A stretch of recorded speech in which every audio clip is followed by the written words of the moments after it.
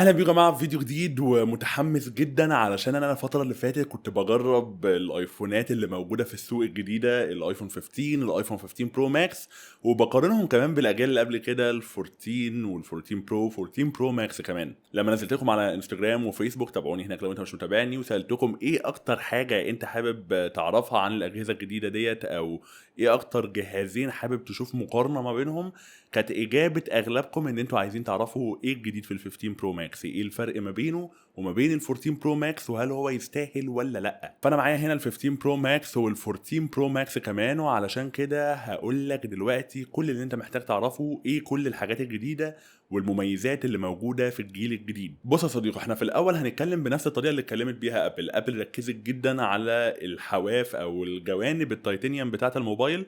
فخليني اقول لك تجربتي معاها علشان هي كانت صادمه بالنسبه لي. انا بصراحه ما حبيتهاش، يعني انا كنت مديلها ضجه، ولما اتعمل الاعلان بتاعها ولما ابل نزلتها انا كنت متحمس جدا ليها، وكنت حاسس ان هي هتفرق وتبقى حاجه احسن كتير من الستانلس ستيل. لو جيت تسالني انا عليها دلوقتي كاحمد كمال هقول لك لا، رجع لي الستانلس ستيل تاني بصراحه، لان المشاكل اللي ظهرت بسبب التيتانيوم كتيره قوي. اولا مسكه الموبايل في الايد تحس ان هي اشيك في الستانلس ستيل علشان الموبايل اتقل شويه في الوزن دوت. حتى لو هو حاجه رخمه، او لو فكره ان الموبايل يبقى اخف دي مفروض ان هي حاجه احسن، بس مش عارف كده كنت حاسس ان التقل بتاع ال 14 برو ماكس مديله شياكه اكتر. عارف لما بتمسك حاجه تقليد بتبقى خفيفه، ولما تمسك حاجه اصليه، سواء بعيدا بقى عن الموبايلات اصلا، يعني سواء انت بتمسك اي حاجه اصليه او اي حاجه تقليد، بيبقى دايما الاصلي وزنه اتقل كده وتحس ان هو جامد اكتر. انا بقى كنت حاسس الاحساس دوت مع ال 14 برو ماكس، كنت حاسس ان هو فعلا اتقل، ودوت كان مديني احساس ان هو بريميوم. بس بصراحه عاجبني جدا التدويره الخفيفه او البسيطه اللي اتعملت في ال 15 برو ماكس في الجوانب بتاعته علشان يبقى مريح اكتر في مسكته في الايد.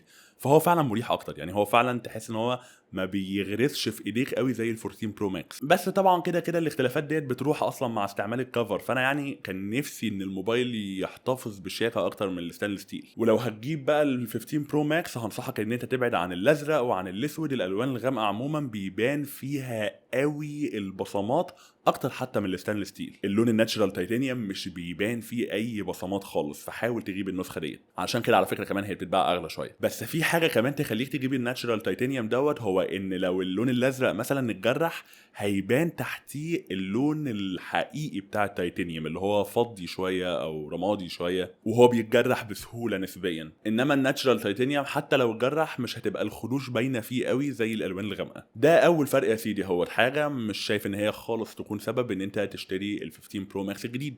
اللي عجبني بقى واللي حبيته هو اليو اس بي تايب سي. دي كانت ميزه مركزين عليها جامد جدا ومنتظرينها جامد جدا، وبصراحه دي بقى هي اللي تستاهل. اولا لو انت حد عادي خالص، اول حاجه هتحس بيها ان انت ممكن تشحن الايفون باي وصله عندك. بقى الموضوع بسيط جدا، بقى الوصلات اللي بتشتغل على الاندرويد معاك خصوصا الموبايلات الهاي اند هتشتغل بسلاسه جدا وكويس جدا على الايفون برضو. دي حاجه كنا منتظرينها من بدري خالص، ان ما يبقاش فيه شاحن منفصل للايفون. بس في مميزات تانية كمان، منها مثلا سرعه نقل البيانات. سرعه نقل البيانات دلوقتي بقت اعلى بكتير جدا في ال 15 برو ماكس، ودي هتحس بيها لو انت فيديوجرافر او لو حد بينقل حاجات كبيره قوي ما بين الموبايل وما بين اللابتوب.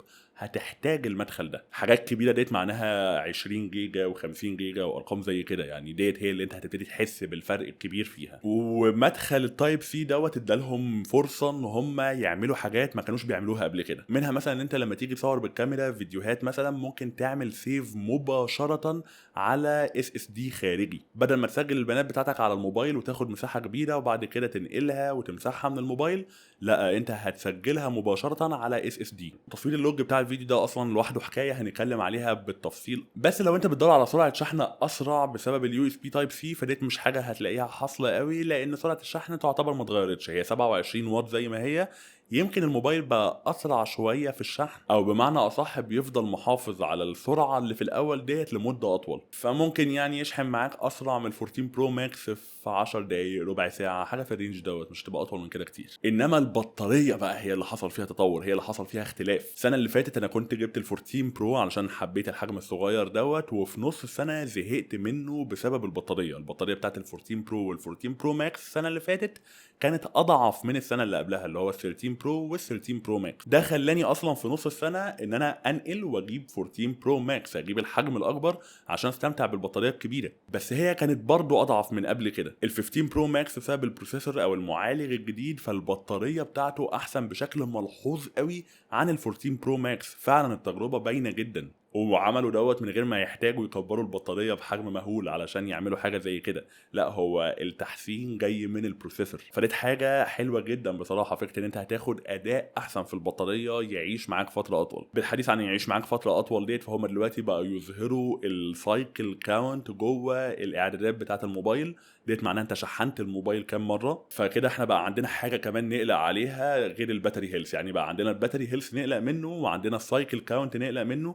دي حاجات كلها هنفضل مركزين معاها وما نعرفش نستخدم الايفون بتاعنا بسببها، علشان لما نيجي نبيعه ما نخسرش كتير فيه. انا انصحك ان انت تحاول تتجاهل الارقام دي على قد ما تقدر، واستعمل الموبايل استعمال عادي، ما تركزش معاها قوي. ممكن بس تشغل الميزه الجديده اللي موجوده ان انت توقف الموبايل عند 80%، ما يشحنش اكتر من كده. ديت بقت حاجه انت ممكن تشغلها دلوقتي من الاعدادات بتاعه الموبايل. لو جيت بصيت على الجنب هتلاقي عندك الاكشن بوتون، الزرار الجديد اللي برضو سمعنا تسريبات عنه وكنا متحمسين جدا ليه. انا مبسوط من شويه حاجات فيه قوي، ومتضايق من حاجات تانية. مبسوط ان هو طلع احسن مما اتخيل في فكره الحاجات اللي بيسمح لي اعملها. يعني هو بيسمح لي اعمل حاجات كتيره جدا، سواء ان انا افتح الكاميرا، سواء ان انا اشغل الفلاش لايت، او اخليه بيعمل السايلنت مود زي ما هو، او ان انا اسجل صوت لحد. بس فكره ان هو بيسمح لي ان انا اضيف سيري شورت كات، اضيف حاجه انا اللي ببرمجها بنفسي. يعتبر سيري شورت كاتس عموما اصلا هي اداه قويه جدا، فانا ممكن اظبطه ان انا لو انا في البيت مثلا ودوست عليه بيفتح لي الواتساب، انما لو انا في الشغل يفتح لي جيميل. اقدر اتحكم فيه جدا، اقدر ان انا احط له الحاجات اللي انا عايزها، وديت ميزه انا صراحه ما كنتش اتخيل ان ابل هتعملها فيه. تعليق بس الوحيد عليه هو ان ليه لازم ادوس ضغطه مطوله؟ ليه مش ضغطه واحده خفيفه وخلاص علشان يعمل الحاجه اللي انا طالبها منه؟ دي حاجه انا ملاحظ ان اغلب الناس ما اتكلمتش عليها، اغلب المراجعين اللي مسكوا الموبايل ما اتكلموش عليها، وهي حاجه انا حسيت بيها جدا اول لما مسكت الموبايل. سيبك بقى من ان انا ادوس ضغطه واحده او ضغطه مطوله، طب ليه ما تسمحليش بقى بالاوبشنين، ان انا اخلي الضغطه الواحده بتعمل حاجه، الضغطه المطوله بتعمل حاجه تانية،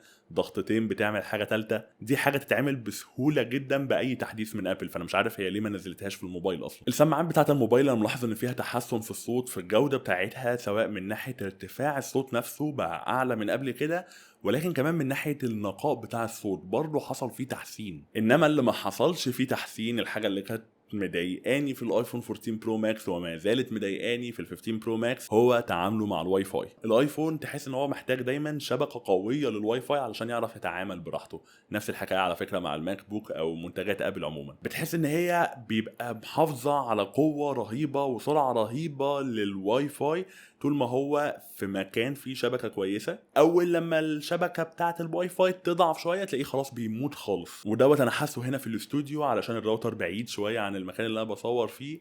بلاحظ ان الايفونات بتبقى حالتها اسوأ شويه من السامسونج اس 23 الترا مثلا. الاس 23 الترا بيلقط معايا شبكه كويس جدا هنا، لدرجه ان انا بستعمله كريبيتر، بفتح واي فاي وبقوم فاتح هوت سبوت منه وبخلي الايفون يلقط من الهوت سبوت، علشان الايفون 15 برو ماكس او ال 14 برو ماكس مش عارف يتعامل قوي مع الواي فاي. اداء الموبايل عموما الاي 17 برو المعالج الجديد حصل فيه تحسينات عن قبل كده، بقى الاداء اسرع واقوى.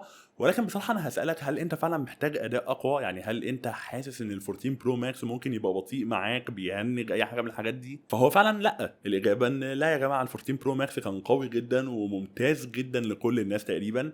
فال 15 برو ماكس مش هيزود عليه كتير. هتلاقي ان برضو الاداء مهما كان احسن ومهما كان اسرع، الاتنين كويسين. فاهم قصدي؟ اللي هو في ليفل معين انت بمجرد ما بتوصل له خلاص ما بيبقاش فيه تحسينات كتير عن كده ليها معنى قوي. علشان كده ابل قررت تميز ال 15 برو ماكس بحته كده في الالعاب. في العاب هتنزل حصريه للجيل الجديد، الالعاب اللي هي اصلا كانت معروفه ان هي للبي سي او للبلاي ستيشن، الحاجات دي هتبقى موجوده على الموبايل ولكن مش هتنزل للاجيال القديمه. المشكله ان هي لسه ما نزلتش اصلا، فانا مش قادر اجربها. بس حاجه زي ريزيدنت ايفل 4 مثلا، حاجه زي اساسن كريد ميراج، ديت العاب احنا منتظرينها على الايفون 15 برو ماكس، ولكن مش هتنزل لل 14 برو ماكس. ممكن السبب بتاع دوت البروسيسور الاقوى او الاحسن في ال 15 برو ماكس، ولكن انا شايف ان هي سببها الرئيسي ان ابل عايزه تميز الموبايل دوت، عايزه تخلي الفرق في الاداء ما بينه وما بين ال 14 برو ماكس محسوس اكتر بالنسبه للناس. لان على فكره لما انت تيجي تشغل الموبايلين وتشغلهم على الالعاب، فايوه ال 15 برو ماكس اداؤه فعلا احسن شويه، بيديلك فريمات اعلى شويه،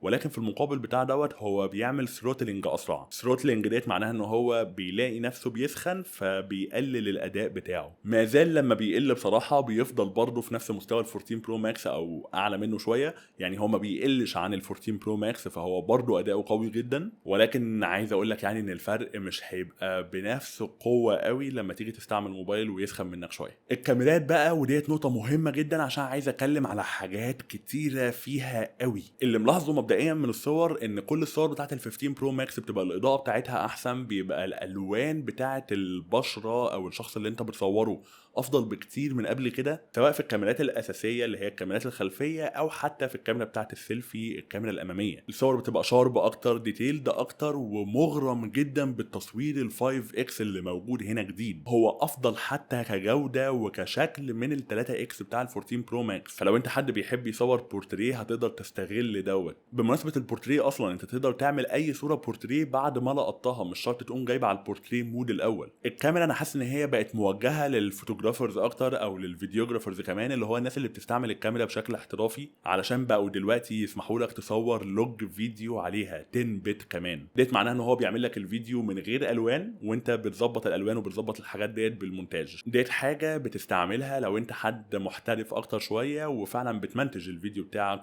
تعدل على الالوان بتاعته او بتعمل له كلر جريدنج. عاجبني كمان ان انت لما بتدوس على ال1 اكس في الكاميرا بيغير الفوكال لينكس بتاعها وبيعرض لك هي كام مليمتر دلوقتي بالظبط. حاسس ان الموضوع ده هيخلي ناس اكتر تفهم التصوير او تبص للتصوير بشكل احترافي اكتر شويه اصلا. بس الاهم من الكلام على الكاميرا هو تجربه الكاميرا الفعليه، وان احنا بقى نقعد نفصص صور كتيره ليها، ودوت مش هيكفي في الفيديو هنا. ده محتاج له فيديو تاني لوحده نتكلم على كل حاجه بالتفصيل، علشان في حاجات كتيره جدا هنعلق عليها. فلو انت عجبك الفيديو ده ومنتظر فيديو مقارنه الكاميرات لوحده، قول لي دوت في الكومنتات، واعمل لايك للفيديو ودوس على زر سبسكرايب. وبس كده، كالمعتاد كان معاكم احمد كمال، استنوني في الفيديو الجاي.